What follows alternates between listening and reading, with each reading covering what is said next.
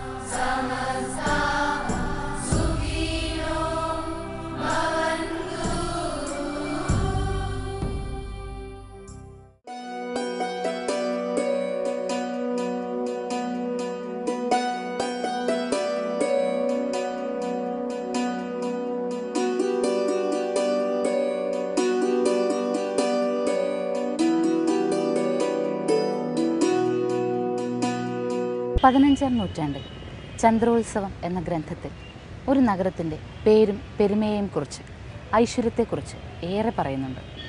ആ നഗരത്തിൻ്റെ കാഴ്ചകളാണ് ഇപ്പോൾ നാം കാണുന്നത്. നൂറ്റാണ്ടുകളേറെ കഴിഞ്ഞിരിക്കുന്നു. പക്ഷേ നഗരത്തിൻ്റെ പ്രതാപവും ഐശ്വര്യവും ദിനംപ്രതി വർദ്ധിക്കുക തന്നെയാണ്. ഈ ദേശത്തിൻ്റെ പേര് തിരുശിവ പെരിയ ഊർ, ശിവസാന്നിധ്യമുള്ള ഒരു പെരിയ ദേശം. വലിപ്പം നാമത്തിൽ തന്നെ സൂക്ഷിക്കുന്ന ദേശത്തിൻ്റെ നാമം ഒന്നുകൂടി ലോപിച്ച് തൃശിവ പേരൂരായി മാറി. അതെ, നമ്മുടെ തൃശ്ശൂർ.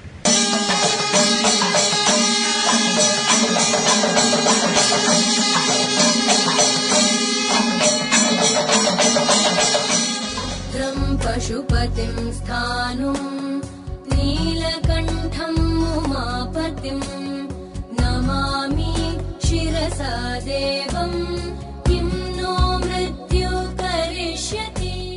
കേരളത്തിൻ്റെ സാംസ്കാരിക തലസ്ഥാനമായ തൃശ്ശൂർ. തൃശ്ശൂരിൻ്റെ കാഴ്ചകൾ കാണുമ്പോൾ ആദ്യം ഓർക്കുന്നത് വടക്കുംനാഥ സങ്കല്പത്തെ തന്നെയാണ്. ഇതാ നാം വടക്കുംനാഥ ക്ഷേത്രത്തിൻ്റെ പടിഞ്ഞാറേ നടയ്ക്ക് തിരുമുന്നിലാണ്. പടർന്നു നിൽക്കുന്ന അരയാൽ ശ്രീമൂലസ്ഥാനമാകുന്ന ഈ തിരുമുമ്പ്. ഇവിടെ നിന്നുകൊണ്ട് നാം ഒരു ദിവസത്തെ ആരംഭിക്കുമ്പോൾ തീർച്ചയായും നിങ്ങൾക്ക് മനസ്സിലായിട്ടുണ്ടാകും ഇന്ന് നാം കാണുന്നത് വടക്കുംനാഥ ക്ഷേത്രത്തിൻ്റെ കാഴ്ചകളാണ്. ഈ മനുഷ്യജന്മം നാം ഒന്നുകൂടി സുഹൃതം നിറഞ്ഞതാക്കുകയാണ്, പുണ്യം നിറഞ്ഞതാക്കുകയാണ്. ഒരു മനുഷ്യജന്മത്തിൽ ഒരിക്കലെങ്കിലും എത്തിയിരിക്കേണ്ട ക്ഷേത്രഭൂമികളിൽ എത്തുമ്പോഴാണ് മനസ്സ് ആ നിർവൃതിയിലേക്ക്, ആ സായുജ്യത്തിലേക്ക് ഏറ്റവും കൂടുതലായി അടുത്ത് നിൽക്കുന്നത്. അതാണ് ഇപ്പോൾ കരഗതമായിരിക്കുന്ന ഭാഗ്യം. ഒരു നല്ല ദിവസം ഇങ്ങനെ ആരംഭിക്കുമ്പോൾ ആദ്യം ചിന്താമൃതം.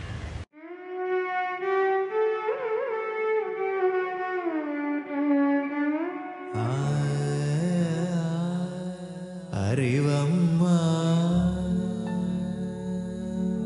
അലിവമ്മ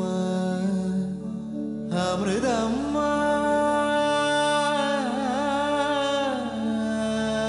അഖിലം നീ.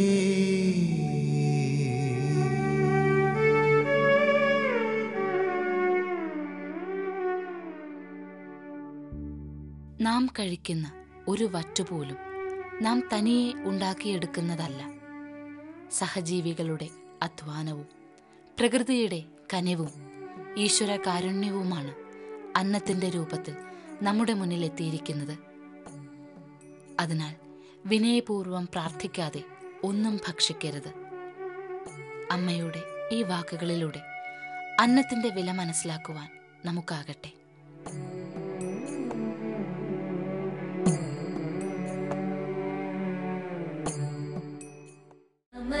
शिवाभ्यां नवयौवनाभ्याम् परस्पराश्लिष्टवपुर्धराभ्याम् नगेन्द्रकन्या वृषकेतनाभ्याम् नमो नमः शङ्करपार्वतीभ्याम्.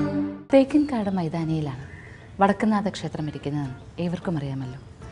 തേക്കിൻകാട് മൈതാനി എന്ന് കേൾക്കുമ്പോൾ മനസ്സിൽ തോന്നുക പണ്ടൊരു കാലത്ത് ഇവിടെ മുഴുവനും തേക്കിൻ്റെ കാടായിരുന്നുവെന്ന് ആണ്. എന്നാൽ തേക്കിൻ്റെ കാടല്ലായിരുന്നുവെന്നും നിറയെ ആലുകൾ, അരയാലുകളാണ്, വേരുകൾ നിറഞ്ഞു നിന്നിരുന്ന ആലുകളാണ് ഇവിടെ ഉണ്ടായിരുന്നതെന്നും പറയുന്നു. ആ ഒരു കാലത്ത്, അതായത് അരയാലുകൾ നിറഞ്ഞു നിന്നിരുന്ന കാലത്ത് വില്ലുമംഗലം സ്വാമിയാർ ഈ ക്ഷേത്രഭൂമിയിൽ ദർശനത്തിനെത്തി. ഒപ്പം ശ്രീകൃഷ്ണനും ഉണ്ടായിരുന്നു. ശ്രീകൃഷ്ണൻ അപ്പോൾ വില്ലുമംഗലം സ്വാമിയാരോട് പറഞ്ഞു, വെക്കുന്ന ഓരോ പാദവും സൂക്ഷിച്ചു വേണം വെക്കാൻ. കാരണം ഈ കാണുന്ന വേരുകളെല്ലാം ശിവഭഗവാന്റെ തിരുജടയാണ്. അതുകൊണ്ട് അതിൽ സ്പർശിക്കാത്ത രീതിയിൽ പാദം സൂക്ഷിച്ചു വെക്കണമെന്ന്. ഇത് കേട്ട് വില്ലുമംഗലം സ്വാമിയാർ നടത്തം അവസാനിക്കുകയും പിന്നീടുള്ള പ്രദക്ഷിണം മുഴുവനും ഉരുണ്ട് ശയനപ്രദക്ഷിണം വെക്കുകയും ചെയ്തു. അതായത് പാദം സ്പർശിക്കേണ്ട, തൻ്റെ ഉടൽ തന്നെ സ്പർശിച്ചോട്ടെ തിരുജടയിൽ എന്ന്, ആ സൗഭാഗ്യം തനിക്ക് ലഭിക്കട്ടെ എന്ന ഒരു വിചാരത്തോടു കൂടി പാദസ്പർശത്തിൻ്റെ പാപം ഏൽക്കാതിരിക്കുവാൻ വേണ്ടി അദ്ദേഹം നടക്കുന്നതിന് പകരം ശയനപ്രദക്ഷിണം വെച്ചു.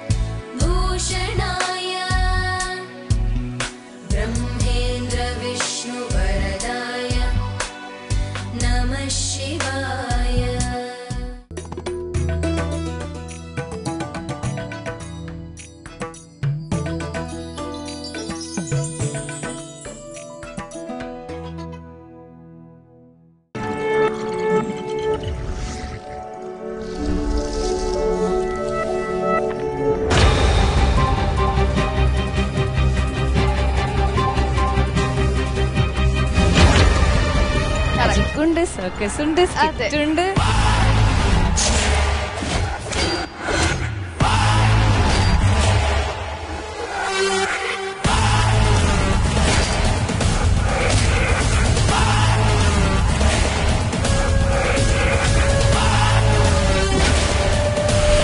ഗ്രാൻഡ് മാജിക്കൽ സർക്കസ് വെള്ളി ശനി ദിവസങ്ങളിൽ രാത്രി 8 മണിക്ക്.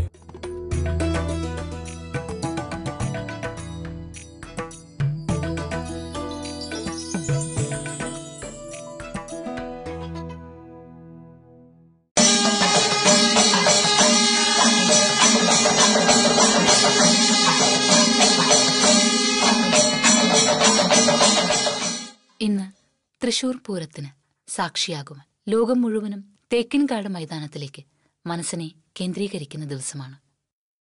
ഈ ദിവസം തേക്കിൻകാടിലെ ഈ മൈതാനിയിൽ നിൽക്കുമ്പോൾ, വടക്കുംനാഥ ദർശന സൗഭാഗ്യം നേടുമ്പോൾ യഥാർത്ഥത്തിൽ ചരിത്രത്തിന്റെ ഒരു ആഘോഷം തന്നെയാണ് ഇവിടെ സംഭവിക്കുന്നത് എന്ന് മനസ്സിലാക്കാനാകും.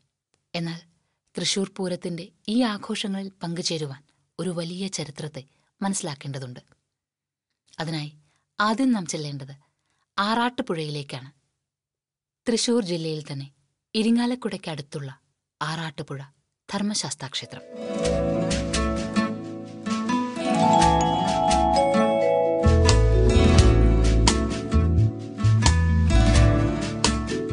ഈ ക്ഷേത്രഭൂമിയിലെ പൂരം യഥാർത്ഥത്തിൽ ആഘോഷമല്ല, വലിയ ആചാരം തന്നെയാണ്. മുൻപ് കാലത്ത്, വളരെ വളരെ പഴയൊരു കാലത്ത് എന്ന് പറയുമ്പോൾ ഏകദേശം 1400 വർഷങ്ങൾക്ക് മുൻപാണ് ആറാട്ടുപുഴയിലെ പൂരം ആരംഭിച്ചതെന്ന് പറയുന്നു. 1400 വർഷങ്ങൾക്ക് മുൻപ് പൂരമുണ്ടായിരുന്നു എന്നതിൻ്റെ ചരിത്ര സൂചനകൾ നമുക്ക് ലഭ്യമാണ്. എന്നാൽ എന്നാണ് യഥാർത്ഥത്തിൽ പൂരം ആരംഭിച്ചത് എന്ന് ആർക്കും പറയാനാകില്ല. ആറാട്ടുപുഴയിലെ പൂരത്തിന് ആഘോഷങ്ങൾക്കല്ല, ആചാരങ്ങൾക്കാണ് പ്രാധാന്യം എന്ന് പറയുമ്പോൾ 30 ദേവകളുടെ സാന്നിധ്യവും പോരാത്തതിന് യക്ഷകിന്നര ഗന്ധർവാദികളും ഇവിടെ ആറാട്ടുപുഴയിലെ പൂരം കാണുവാൻ പൂരപ്പാടത്തെത്തും എന്ന് വിശ്വാസമുണ്ടായിരുന്നു.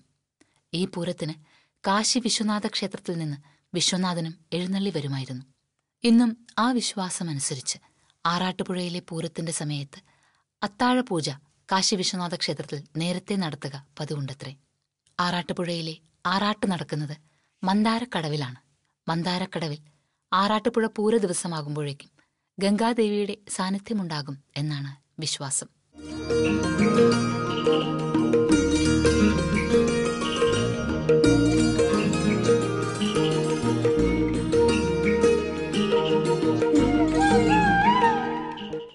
വിഷഹാരിയായ കടലാശ്ശേരി പിഷാരിക്കൽ ഭഗവതിയായിരുന്നു അന്ന് കാലത്ത് ആദ്യം ആറാടുന്നത്.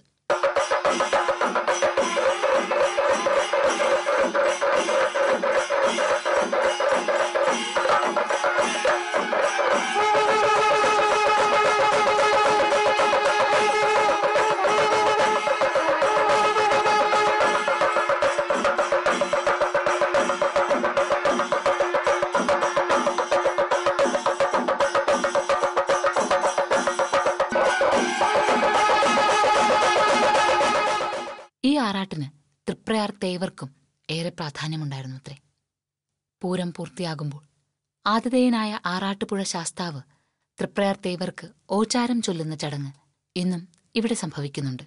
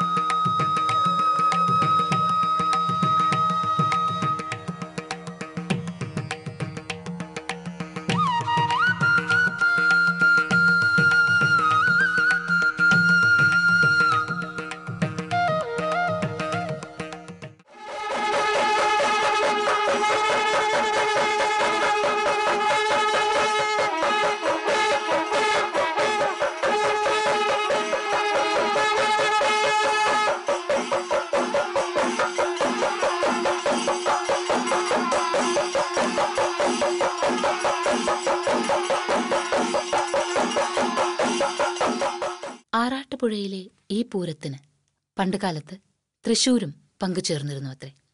എന്നാൽ ശക്തൻ തമ്പുരാന്റെ ഭരണം നടന്നിരുന്ന കാലത്ത് ഒരിക്കൽ തൃശൂരിൽ നിന്ന് പോയ സംഘത്തിന് പൂരത്തിൽ പങ്കെടുക്കുവാൻ സാധിച്ചില്ല. പെരുമഴയായിരുന്നു അതിനൊരു കാരണം. പെരുമഴ കാരണം വഴിക്കൊരിടത്ത് വിഗ്രഹം ഇറക്കി വെച്ച് എഴുന്നള്ളിക്കേണ്ടി വന്നു. പക്ഷേ പിന്നീട് തൃശൂർ പൂരത്തിന്റെ സംഘം ആറാട്ടുപുഴയിൽ എത്തിച്ചേർന്നു. എങ്കിലും പൂരത്തിന് പങ്കെടുക്കുവാൻ ആറാട്ടുപുഴക്കാർ സമ്മതിച്ചില്ല അത്രേ. ഇങ്ങനെ ഒടുവിൽ വഴക്കാവുകയും തൃശൂരിലെ പൂരങ്ങൾ പിണങ്ങി മടങ്ങിപ്പോവുകയും ചെയ്തു. ഈ വിവരമറിഞ്ഞ മഹാരാജാവ് ഇനി മുതൽ ആറാട്ടുപുഴയിലെ പൂരത്തിന് തൃശൂർകാർ പങ്കെടുക്കേണ്ടതില്ല എന്നും തൃശൂരിലെ പൂരം വടക്കുനാഥന്റെ സന്നിധിയിൽ വെച്ച് ഗംഭീരമായി നടത്തിയാൽ മതി എന്നും കൽപ്പനയാക്കി.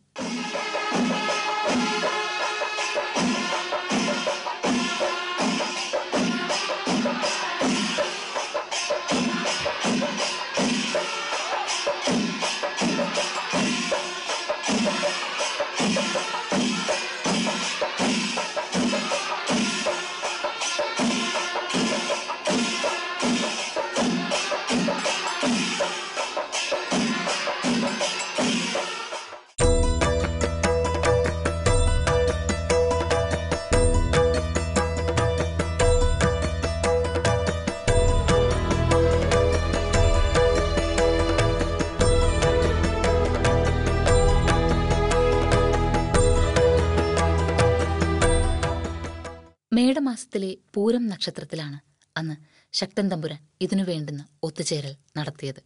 ശക്തൻ തമ്പുരാൻ തന്നെയാണ് പൂരത്തിന്റെ ആഘോഷങ്ങൾക്ക് ഒരു അടുക്കും ചിട്ടയും ഉണ്ടാക്കിയത്. പൂരം ഗംഭീരമാക്കുന്നതിന് വേണ്ടി നഗരത്തെ തന്നെ പല ചേരികളായി വിഭജിച്ചു. പടിഞ്ഞാറ് ഭാഗത്തുള്ള ക്ഷേത്രങ്ങൾ തിരുവമ്പാടിയുടെ കീഴിലും കിഴക്കുഭാഗത്തുള്ളവ പാറമേക്കാവ് ഭഗവതിയുടെ കീഴിലുമായി. പൂരത്തിൽ അങ്ങനെ പ്രധാന പങ്കാളികളായി തിരുവമ്പാടിയും പാറമേക്കാവും നിജപ്പെടുത്തി. നഗരത്തിനടുത്തുള്ള 8 ഗ്രാമങ്ങളിൽ നിന്നും വടക്കുംനാഥ ക്ഷേത്രത്തിലേക്ക് പൂരം വരണമെന്ന് നിശ്ചയിച്ചു. അങ്ങനെ ചെമ്പുക്കാവ്, ലാലൂർ, അയ്യന്തോൾ, കണിമംഗലം, നെയ്തിലക്കാവ്, ചൂരക്കോട്ടുകാവ്, കാരമുക്ക്, പനക്കപ്പിള്ളി എന്നീ ഗ്രാമങ്ങളിലെ ക്ഷേത്രങ്ങളിൽ നിന്ന് ചെറുപൂരങ്ങൾ എത്തിയിരുന്നു.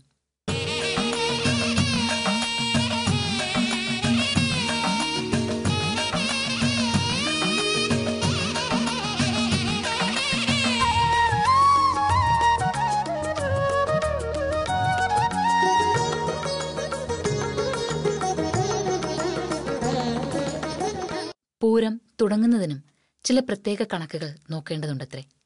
മേടമാസത്തിൽ അർദ്ധരാത്രിക്ക് ഉത്രമുള്ള ദിവസമാണ് തൃശൂർ പൂരത്തിന്റെ അവസാനം വരേണ്ടത്. എന്നാൽ 2 രാത്രികളിൽ അങ്ങനെ വന്നാൽ ആദ്യത്തേത് എടുക്കണം. ഒരു രാത്രിയിലും അർദ്ധരാത്രിക്ക് ഉത്രം ഇല്ലാതെ വന്നാലും ആദ്യത്തേതാണ് കണക്കാക്കേണ്ടത്. മാസത്തിന്റെ ആദ്യത്തിലും അവസാനത്തിലും ഓരോ രാത്രി ഉത്രം വന്നാൽ രണ്ടാമത്തേതാണ് ആചരിക്കുക. തൃശൂർ പൂരത്തിന്റെ ചടങ്ങുകളെ 4ആയിട്ടാണ് തിരിക്കുന്നത്. മഠത്തിൽ നിന്നുള്ള വരവ്, പാറമേക്കാവിന്റെ ഇലഞ്ഞിത്തറമേളം, തെക്കേ ഗോപുരത്തിൽ കൂടിയുള്ള തെക്കോട്ടിറക്കം, ശേഷമുള്ള കുടമാറ്റം, പിന്നെ രാത്രിയിലെ കരിമരുന്ന് പ്രയോഗം എന്നിവ.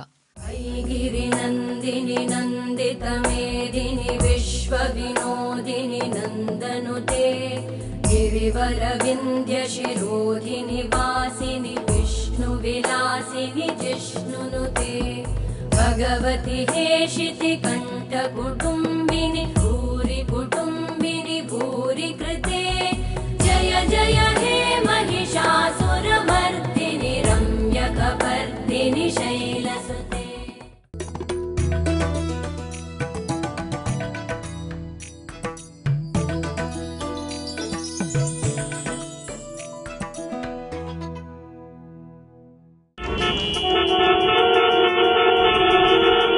വാർത്തകൾ ഇവിടെ വാൾമുനകളാവുന്നു.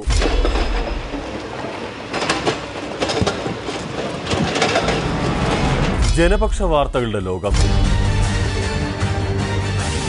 സത്യസന്ധമായ വസ്തുനിഷ്ഠമായ വാർത്തകളുമായി ജനകീയ പ്രശ്നങ്ങളുടെ പരിഹാരത്തിന് എന്നും മുൻപന്തിയിൽ നേരിന്റെ നേർക്കാഴ്ചയുമായി എന്റെ വാർത്ത എത്തുന്നു.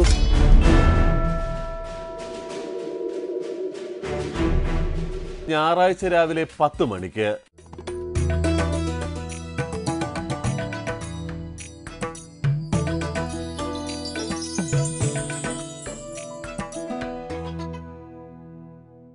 പടിഞ്ഞാറേ നടയിൽ വീണ്ടും ഒരിക്കൽ കൂടി എത്തി നിൽക്കുമ്പോൾ പരിമളം നിറഞ്ഞ ഒരു കാറ്റ് നമ്മെ സ്വാഗതം ചെയ്യാൻ തുടങ്ങും.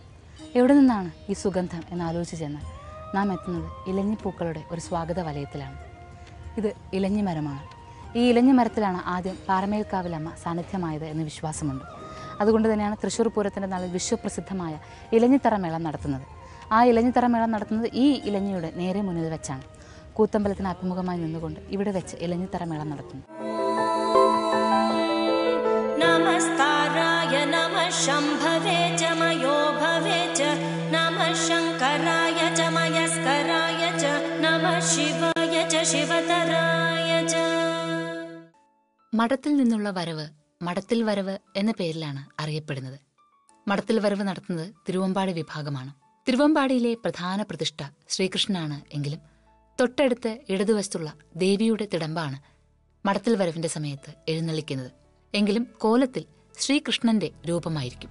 അച്യുതം കേശവം രാമനാരായണം കൃഷ്ണദാമോദരം വാസുദേവം ഹരിം ശ്രീധരം മാധവം ഗോപികാവല്ലഭം ജാനകീനായകം രാമചന്ദ്രം ഭജേ. തിരുവമ്പാടി ഭഗവതിയെ ഉദ്ദേശം രാവിലെ 10 മണിയോടുകൂടി എഴുന്നള്ളിച്ച് ബ്രഹ്മസ്വം മഠത്തിലേക്ക് കൊണ്ടുപോകുന്നു. അവിടെ ഇറക്കി പൂജയ്ക്ക് ശേഷം ഉദ്ദേശം 11 മണിയോടെ മഠത്തിൽ നിന്നുള്ള വരവ് തുടങ്ങും. മഠത്തിൽ വരവ് തുടങ്ങിയതിനെക്കുറിച്ച് ഒരു കഥയുണ്ട്. തൃശൂരിലെ നടുവിൽ മഠത്തിൽ പണ്ട് വളരെ ധനവും സമ്പത്തും സ്വർണവും ഒക്കെയുണ്ടായിരുന്നു. ഒരു കാലത്തെ മഠാധിപതിയായ സ്വാമിയാർ 3 ആനകൾക്കുള്ള നെറ്റിപ്പട്ടം സ്വർണം കൊണ്ട് ഉണ്ടാക്കി വെച്ചിരുന്നു. അദ്ദേഹം ഒരു വലിയ കൃഷ്ണഭക്തനായിരുന്നു. ഒരിക്കൽ തിരുവമ്പാടി വിഭാഗക്കാർ പൂരത്തിന് ഈ സാധനങ്ങൾ ആവശ്യപ്പെട്ടപ്പോൾ നഷ്ടപ്പെട്ടു പോയാലോ എന്ന ഭയത്താൽ സ്വാമിയാർ ഒരു ഉപാധി വെച്ചു. തിരുവമ്പാടിയിൽ നിന്ന് രാവിലെ എഴുന്നള്ളിച്ച് മഠത്തിലെത്തി അവിടെ ഇറക്കി പൂജയും കഴിഞ്ഞ് അവിടെ നിന്ന് എഴുന്നള്ളിക്കുമ്പോൾ ഈ സ്വർണ്ണ ചമയങ്ങൾ ഉപയോഗിക്കാമെന്ന്. അങ്ങനെയാണ് മഠത്തിൽ വരവ് എന്ന ചടങ്ങ് തുടങ്ങിയത്. കൃഷ്ണ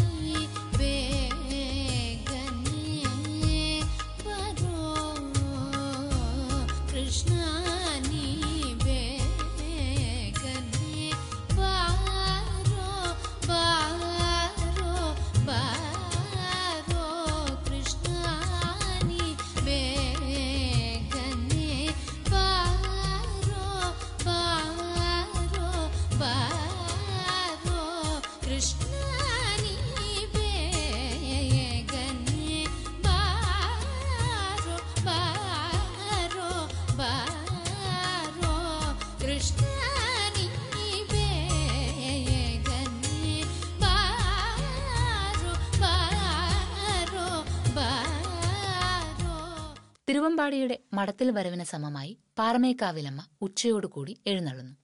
ഏറ്റവും ഉജ്ജ്വലവും പ്രൗഢവുമാണ് നട്ടുച്ചയ്ക്ക് 15 ആനകളോടുകൂടിയുള്ള ഈ പുറപ്പാട്.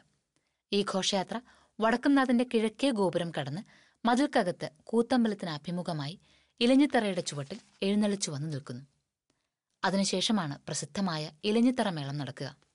ഇനി മേളമെല്ലാം കഴിഞ്ഞ് പാറമേക്കാവുകാർ പ്രദക്ഷിണമായി തെക്കേ ഗോപുരം വഴി ഇറങ്ങി പൂരപ്പറമ്പിലേക്ക് തന്നെ വന്ന് വടക്കോട്ട് മുഖമായി നിൽക്കുന്നു. ഈ സമയത്ത് തിരുവമ്പാടിക്കാർ അവരുടെ മേളം കഴിഞ്ഞ് തെക്കോട്ടിറങ്ങി പാറമേക്കാവുകാർക്ക് അഭിമുഖമായി നിൽക്കുന്നു. അതിനുശേഷമാണ് ഇരുഭാഗക്കാരും മത്സരിച്ച് പല വർണ്ണത്തിലുള്ള പട്ടുകുടകൾ മാറി മാറി ആനപ്പുറത്ത് പിടിക്കുന്നത്. ഇതാണ് തെക്കോട്ടിറക്കവും കുടമാറ്റവും.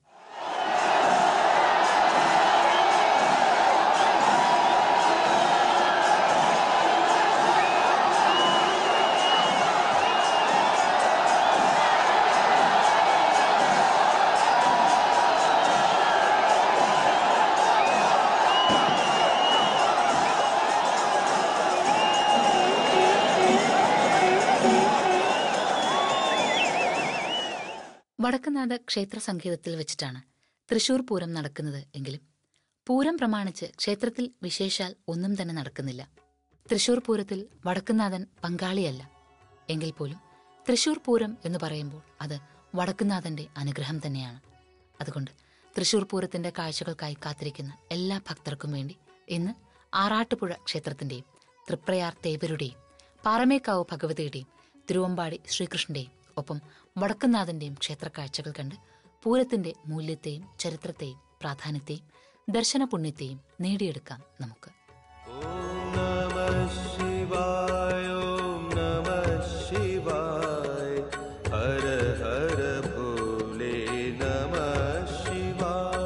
ഓം നമഃ ശിവായ, ഓം നമഃ ശിവായ, ഹര ഹര ഭോലെ നമഃ ശിവായ. ഓം നമഃ ശിവായ, ഓം നമഃ ശിവായ, ഹര ഹര ഭോലെ നമഃ